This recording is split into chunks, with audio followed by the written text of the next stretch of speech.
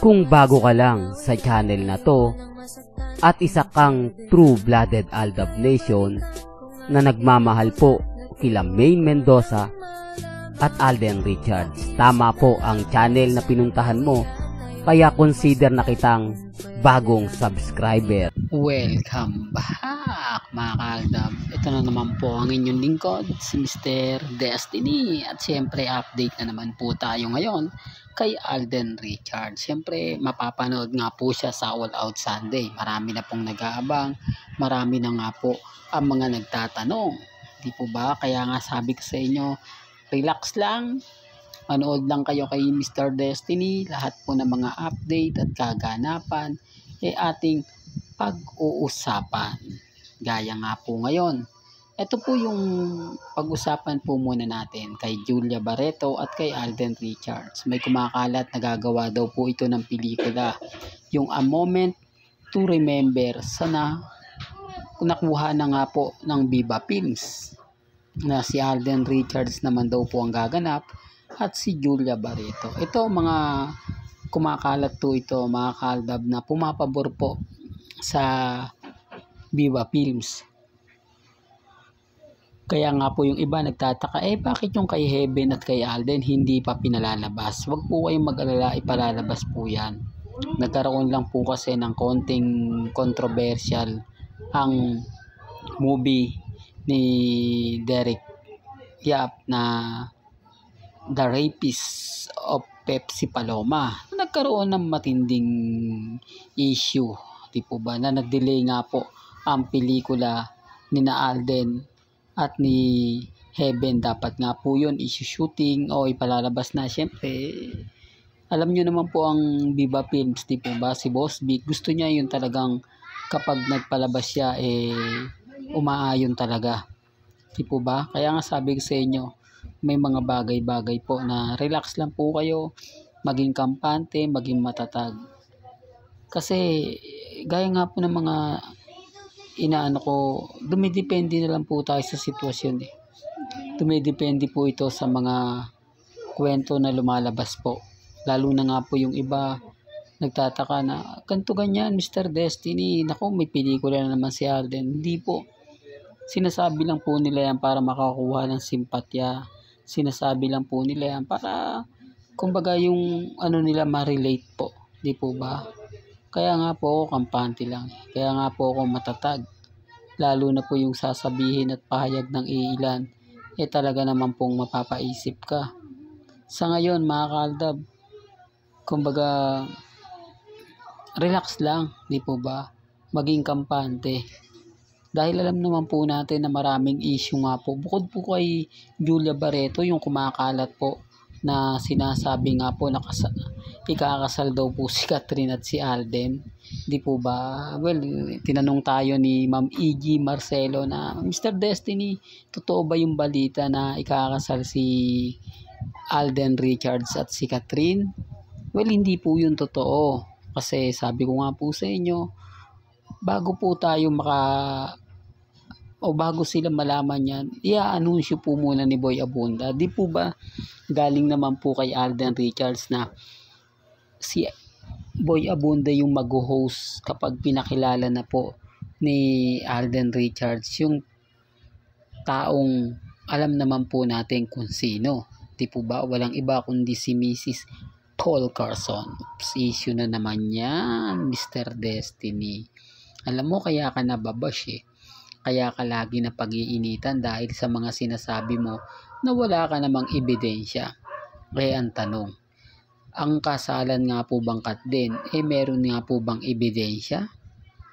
Pinag-uusapan nga po ba ito sa loob po mismo ng ABS-CBN o ng Star Cinema?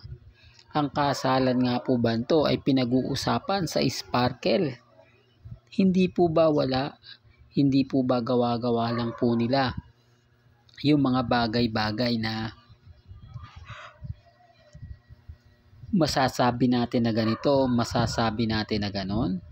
Kaya nga po ako kampante lang Kaya nga po ako matatag.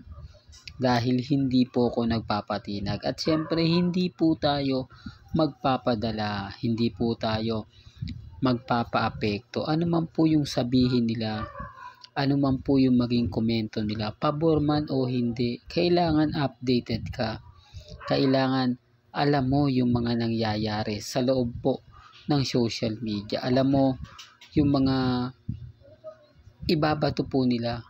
Di po ba? Kaya nga sabi sa inyo, iba po talaga kapag ka-updated ka. Iba po talaga kapag lagi ka nandito sa channel ni Mr. Destiny. Lahat po malalaman po ninyo. Di po ba? Well, pag-usapan natin kay Mengay. Bago yung All Out Sunday. Kay May naman po, kita nyo naman po yung mga post niya. Ito po yung latest post ni Mengay sa Instagram. Yung kanyang sponsor.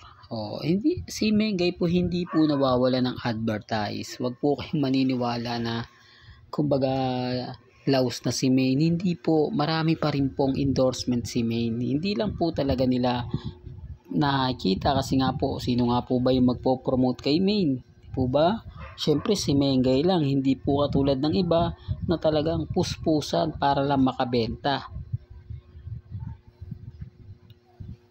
Para lang ma-push, di po ba, yung alaga nila. May mga manager po kasi yan. Hindi katulad ni Maine Polkerson, wala po siyang manager na tutulong para mag-promote, tutulong para ipakita. Tanging post lang po ni Mengay. Kaya nga po pag pinapost ko yung mga update kay Maine, apektado sila, naiinis sila. Agad-agad sasabihin nila, naku, yan na naman si Mr. Destiny. Magpapaasa na naman yan sa Aldab Nation. Sasabihin na naman niya yung mga bagay-bagay na wala namang kwenta. Magpapakita ng throwback video yan nila Alden at ni Maine. Matagal na yon, pero uulit-ulitin niya lang. Sasabihin niya lang na ganito ganyan. Pansinin niyo po ba yung post ni Maine at yung post ni Alden? Di po ba same lang po siya? Kaya lang syempre magiging bitter lang po ako. Magiging ano lang po tayo, yung delulo, kulto sa mata po nila. Pero ang hindi po nila alam, hindi naman po nagbibigay ng post si Maine pabor sa Armin. Hindi naman po nagbibigay ng post si Alden Richards pabor sa mga cut din. Hindi, totoo to mga kaaldab. Binibigyan ko lang po kayo ng idea. Binibigyan ko lang po kayo ng konting kumbaga update na kayo na po bahala mag-iisip. Kayo na po makapagsasabi kung ano nga po ba yung magiging senaryo, kung ano nga po ba yung magiging komento, kung ano nga po ba yung magiging kwento. Ang sa akin lang naman kasi, mga kaaldab, pinapaliwanag ko lahat po ng mga nakikita ko at napapanood ko sa social media. Di po ba? Well, balikan natin ang All Out Sunday. Ngayon, kumbaga, todo na po yung pagpupush. Sigurado, pagka nanood po ng live ang Eat Bulaga, karamihan po na may mga cable, mga GMA Afford the Box, malalaman po yung ratings niyan. Makikita kung sino maraming nanood. Di po ba? May kita sa AGB Nielsen, yung survey. Tapos, aangat yung ratings ng All Out Sunday. Siyempre, nandyan si Alden Richards Ngayon, tapos sasabihin nila, hindi daw po ginagamit si Alden. Kumbaga talagang ganito, ganyan. Kita nyo yung schedule po ni Alden Richards sa All Out Sunday, February 7. Di po ba? Tapos, magkakaroon ng bagong show ang GMA at kukunin po nilang host si Alden Richards na ipalalabas nga po raw ng June. Pero gaya nga po na sinabi ni Alden Richards, magsisimula nga po siya ng March. Ibig sabihin, yung kasunod nun, puro tape na lang. Di po ba? Siyempre, mauuna yung live para sa pagpapakilala. Pero pagkatapos nga po ng next week, ano na siya, tape na siya. Di po ba? Sinasabi ko lang ito para lang klaro. Pinapaliwanag ko lang po ito sa mga taong bulag at bingi sa katotohanan. Lalong-lalo na nga po sa mga bitter po sa Aldab Nation.